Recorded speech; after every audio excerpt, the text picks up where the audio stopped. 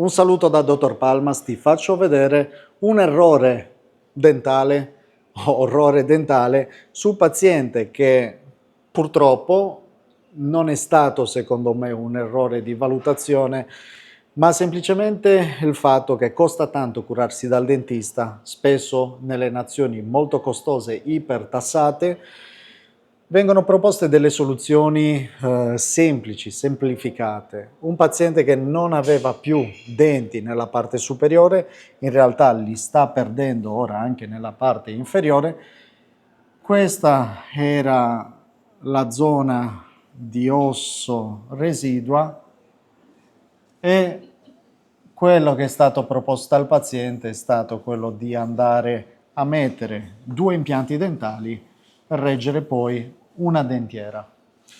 Questa è una tecnica che si usava tanti anni fa, ok, 30 anni fa, 40 anni fa, delle protesi con dei bottoncini che agganciano su delle viti messe nell'osso. Poche viti, in genere se ne mettono 2, 4 viti, raramente se ne mettono 6. In questo caso cosa succede? Che la dentiera raccoglie del cibo sotto, il cibo fa irritare la gengiva se ne va. Quindi un osso che prima stava a questo livello piano piano si ritira. Queste sono soluzioni che quasi mai riescono a durare più di 5 anni, 10 anni, perché inevitabilmente l'accumulo di cibo porta alla perdita di questi impianti dentali.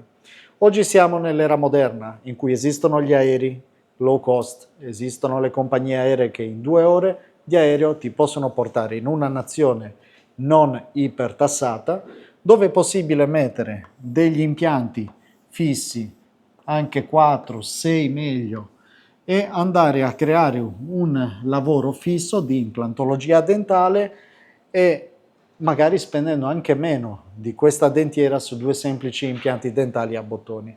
Il consiglio che do ai pazienti quando ricevono una diagnosi è quella di verificare se dal punto di vista della soluzione esistono nazioni dove potrebbero eseguire un trattamento di fascia alta, quindi non accontentarsi di un compromesso, magari spendendo anche meno.